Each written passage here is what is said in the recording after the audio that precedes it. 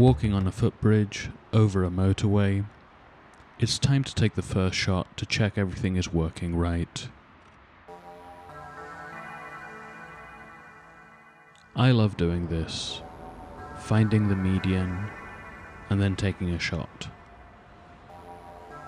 The great thing is here is that we can still eke out some dying light from the horizon. So I'm going to try some longish exposures of around 1 to 1.5 seconds. I want to try and get those red light trails. Here's the weird thing with the Fujifilm film simulations when shooting in low light. I still can't tell which one will be the best suited to a specific scene. For example, some of the photos of the motorway with the last of the sunset were set to classic chrome, which, if you'd asked me before I had applied it, I wouldn't have picked it as the best simulation for that shot. So that's why when shooting in low light, RAW format is great, because then with X-Raw Studio I can try out the different film simulations.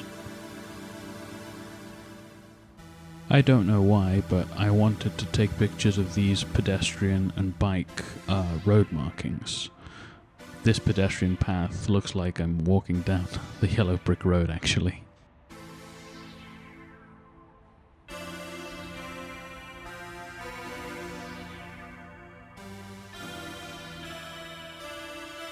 I did try to give this a bit of a widescreen type crop in Apple Photos with, I believe, a 5:3 aspect ratio for a bit of that more cinematic feel.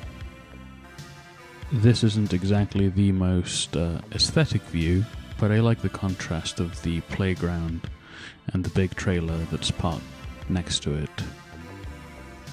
Before that, I had turned down the clarity and sharpness settings in X-Raw Studio because I feel it adds some nice ambience with a bit of a sort of diffusion-like quality to the highlights at the expense of detail, which, to be honest, I'm totally fine with.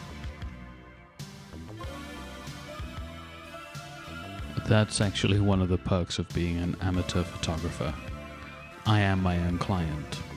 No one's trying to dictate the look or sharpness of my photos.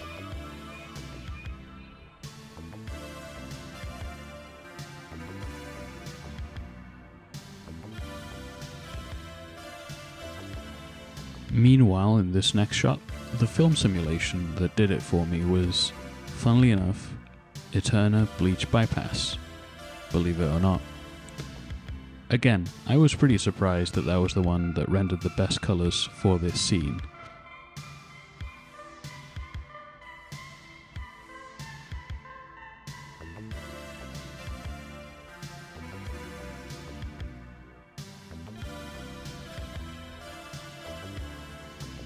As I walked up the path, I came upon what I presume is a highway road surface maintenance station.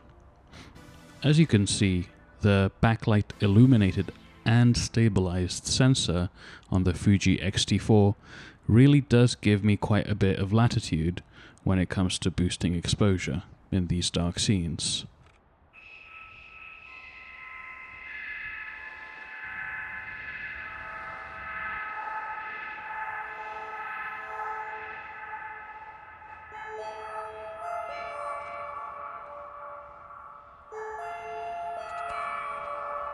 And finally, I ended up at the top of the path and photographed this bright, tall building which stood out in the background.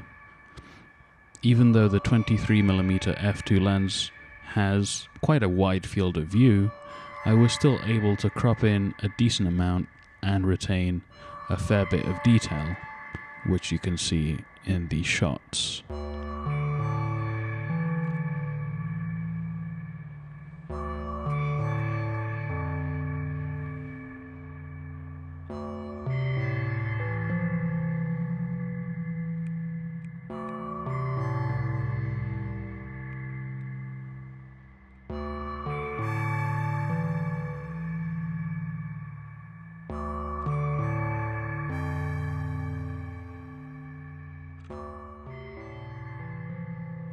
Thank you so much for watching this video.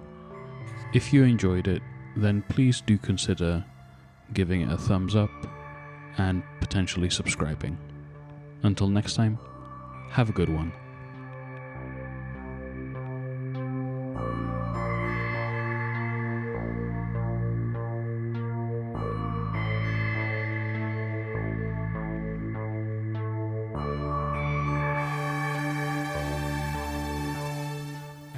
The greater history of biscuits is profiled in a documentary double bill at 5, narrated by distinguished small baked product expert Rex St. John.